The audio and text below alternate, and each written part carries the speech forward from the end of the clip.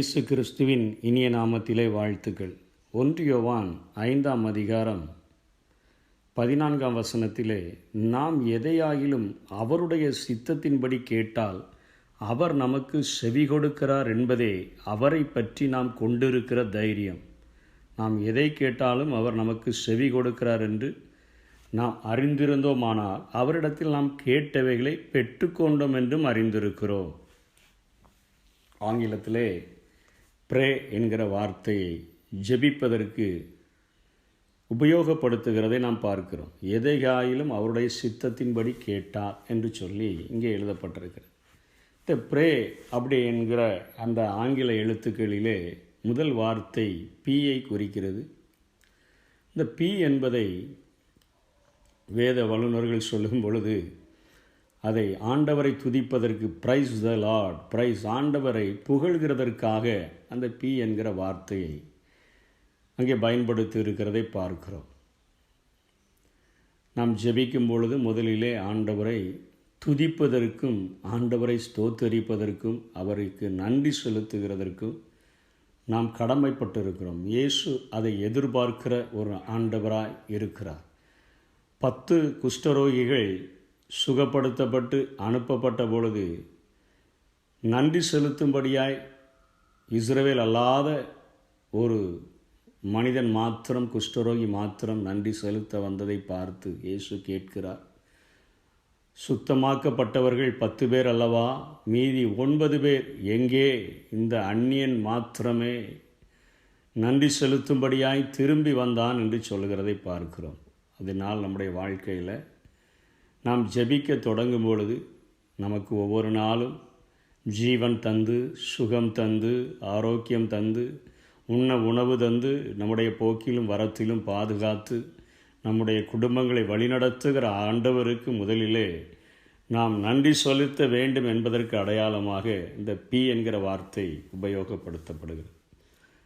2வதாக R என்கிற வார்த்தை, அது ரிப்பன்ட், பாவ அறிக்கையை குறிக்கிறது. நம்முடைய பாவத்திலிருந்து நாம் மனம் திரும்ப வேண்டிய ஒரு அவசியத்தை அது உணர்த்துகிறதா இருக்கிறது. ஜெபிப்பதற்கு முன்பாக, அவருடைய சித்தத்தின்படி கேட்பதற்கு முன்பாக நாம் செய்ய வேண்டிய அடுத்த காரியம், நம்முடைய வாழ்க்கையை ஒவ்வொரு நாளும் ஆராய்ந்து பார்த்து, சீர்தூக்கி பார்த்து, தேவனுடைய பரிசுத்தத்தோடு கூட ஒப்பிட்டு பார்த்து, நீர் விரும்புகிற பரிசுத்தத்தின்படி என்னை மாற்றிவிடும், மறைவான பாவங்களும் துணிகரமான பாவங்களும் என் வாழ்வில் காணப்பட்டால் அவைகளை மன்னித்து என்னை நீர் பரிசுத்தப்படுத்தும் என்று சொல்லி நாம் ஜெபிக்க கடமைப்பட்டிருக்கிறோம்.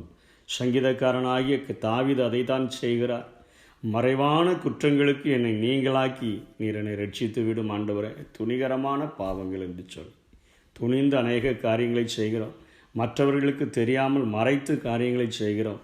தேவ சன்னிதானத்தில் நாம் வந்து நிற்கும் பொழுது இந்த 2 காரியங்களுமே அவருடைய பார்வைக்கு முன்பாக எல்லாம் வெளியரங்கமாக இருக்கிறபடியினால் ஆண்டவரை நாம் நெருங்குகிறதற்கு முன்பாக, ஆண்டவரிடத்தில் ஆசீர்வாதங்களை பெற்றுக்கொள்கிறதற்கு முன்பாக மனம் திரும்புதல் அவசியமாக இருக்கிறது. 3வது வார்த்தை ஆங்கிலத்தின் வார்த்தை ஏயை குறிக்கிறது. ஏ என்பது ஆஸ்க்.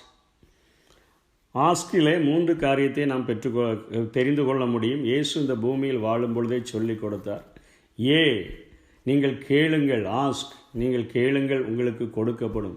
எஸ், சர்ச், தேடுங்கள், நீங்கள் கண்டடைவீர்கள். கே, நாக், தட்டுங்கள், அப்பொழுது உங்களுக்கு திறக்கப்படும் என்கிறதை குறிக்கக்கூடியதாக, நாம் கேட்டால்தான் பெற்றுக்கொள்ள முடியும், தேடினால்தான் கண்டடைய முடியும், தட்டினால்தான் திறக்கப்படும் என்கிற காரியத்தை இயேசுவே கற்றுக் கொடுக்கிறதை பார்க்கிறோம். நாம் கேட்க வேண்டியவைகளை கேட்கவும், தேட வேண்டியவைகளை தேவ சன்னிதானத்திலே தேடவும், தட்டி பெற்றுக்கொள்ள வேண்டிய ஆசீர்வாதங்களை தேவ சமூகத்திலே காத்திருந்து பெற்றுக்கொள்ளவும் இங்கே இயேசு போதிக்கிறதை பார்க்கிறோம். கடைசியாக ஒய் என்கிற காரியம், இது ஈல்டு. அதற்கு எல்லாவற்றிற்கும் ஒரு லிமிட், ஒரு எல்லை இவை இருக்கிறதை, அதைத்தான் சித்தம் என்று சொல்லி வேதம் நமக்கு கற்றுக் கொடுக்கிறது. அதை தான் இங்கே யோவானும் எழுதுகிறார்.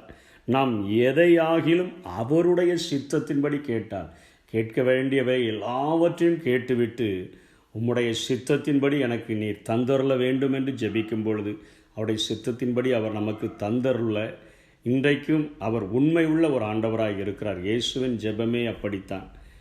மற்ற ஆண்டவரிடத்தில் அவர் இந்த கெத்செமனே தோட்டத்தில் ஜெபிக்கும் பொழுது, என்னுடைய விருப்பத்தின்படி அல்ல, உம்முடைய சித்தத்தின்படி ஆக கடவுது என்று சொல்லி இயேசு ஜெபித்ததை பார்க்கிறோம். நம்முடைய எல்லா ஜெபங்களிலும் கடைசியாக நாம் முடிக்கும் பொழுது ஒய் என்கிற அந்த ஈல்டு, எல்லாவற்றிற்கும் ஒரு எல்லை உண்டு. ஆண்டவரே, என்னுடைய வாஞ்சைகள் இத்தனையாக இருக்கிறது, ஆனால் இவைகள் எல்லாவற்றிலும் எனக்கு நன்மையானது எவை என்பதை நீர் அறிந்திருக்கிறபடினால் அவைகளை எனக்கு தாரும். இதனால் தான் நாம் அதை ஜெபம் என்று சொல்லி நாம் அழைக்கிறோம். இப்படிப்பட்ட முறைமையின்படி நாம் ஜெபிக்கும் பொழுது தேவ சித்தத்திலிருந்து வழிவிலகாதபடி அவரிடத்திலிருந்து ஆசீர்வாதங்களை பெற்றுக்கொள்ள முடியும். அப்படிப்பட்ட கிருபைகளை தேவன் தாமே நமக்கு தந்தருள்வாராக.